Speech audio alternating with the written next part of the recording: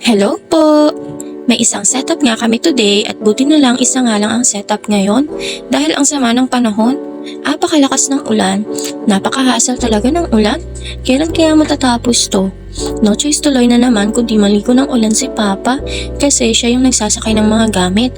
Wala din kasing silong na pwedeng pagparkan ng kolong para di mababasa habang nagsasakay. Tapos, 3 PM pala ang start ng party neto at target time nga naming umalis ng bahay ay 12:30 para mga 1 to 1:30 andun na kami. Kaya lang biglang buhos naman ang malakas na ulan kaya di mo na kami nakaalis ng bahay. Then i-chat ko na nga din sana si Sir Clown na nagpabook sa amin na kung okay lang madelay kami sa pag-setup kasi di kami makaalis sa sobrang lakas ng ulan. At sakto namang nauna siyang mag-chat, sabi niya kahit 2 to 3 PM na daw kami makapag-setup kasi nga ang lakas ng ulan, then i-move na lang nila yung party by 4 PM. And ayun, buti na lang, thanks God.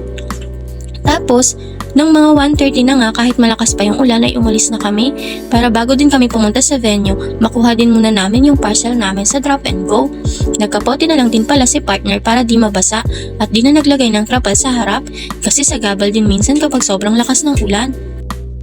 Tapos nadaanan din namin tong paboritong bilihan namin ng Monay dito banda sa Toto Beats. Napabili na lang din muna kami, masarap kasi yan sa kape lalo na tag-ulan. Then, nung papasok na nga kaming Porac, ayan, as usual, napakahaba ng traffic. Tapos, di pa kami nakaabot sa first wave ng pag-abante ng mga sasakyan kasi ang layo namin. Kinat na agad ng enforcer. And ang second wave na, nakatawid na nga kami at 8 minutes na lang nasa venue na kami niyan. Ang bilis ng oras tapos napakabagal ng traffic. Na-traffic pa din nga kami kanina paglagpas namin doon sa traffic sa may intersection. Nung nakapasok na kami ng Porac, kasi may aksidente na naman pala sa may unahan. Pero ayan, finally we are here at RK Private Villa for a 7th birthday setup. Owner nga ng mismong private villa na ito ang client namin for today. Pero si client ay galing sa isa sa mga clown namin. Thank you Sir Aris for this referral. Story time nga nung papunta kami dito. Wala kasi sa mapa at di namin ma-search ang name ng villa na ito. Kaya kausap namin kanina on the phone si client. Sakto naman palabas sila at nadaanan kami kaya nakasabay namin sila papunta dito. Then karating nga dito sa venue ay kakilala din namin ang clowns for today's event. Tinanong ko nga sila kung di ba sila nahirapang hanapin tong venue. Hindi naman daw dahil nasa mapa naman. Ayun pala ay mali at may kulang sa name ng venue sa maps kaya di namin ma-search. And outdoor nga itong venue sa part banda kung saan ilalagay yung tables and chairs.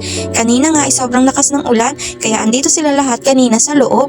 Pero kadating namin dito buti at wala ng ulan kaya nailabas na din naman lahat ng mga tables and chairs. Hoping nga lang na sana di na umulan hanggang mamaya. And ayan, Disney Princess pala ang theme neto and 7th birthday celebration nga. And daughter pala ng may-ari ang my birthday. Gandahan nga daw namin at if ever ay gusto daw niyang makipag-tie up. After din naman ng setup ay nasatisfy naman si client. Kaya hoping if ever ay makakuha din kami ng referrals and bookings sa kanya. Tapos, may last na lang na short story time nga ako. Medyo SPG pero nakakatawa lang kasi. Di naman ako nakikinig pero na-overheard ko lang. Yung isang clown kasi kanina, kadating nga namin at habang nagpapasok kami ng mga gamit, napansin ko siyang umiihi. Then ayun, after niya umihi, napansin ko nga kung saan siya nakaharap ay may isang CCTV. Di naman kasi halata na may CCTV doon kasi bakod lang siya sa may labas. Di ko din naman alam na CCTV nga talaga yun. Tapos maya-maya nagtatawanan na sila. Yun pala napansin na ni Clown na may CCTV ngang nakatapat kung saan siya umihi kanina. So confirmed na CCTV nga siya. Grabe nga ang tawanan nila pati ni partner. At ako nagpipigil lang. Ako lang kasi yung babae doon at ang awkward. Anyways, ayun, di lang sure kung nakabukas yung CCTV na yun. Pero sana naman ay hindi kasi alam nyo na. Char lang. And here's the final look po. Disney Princess theme in purple and pink motif only. Happy birthday Miss Atea. And ayun lang po, hanggang dito na lang. Thank you po and bye-bye.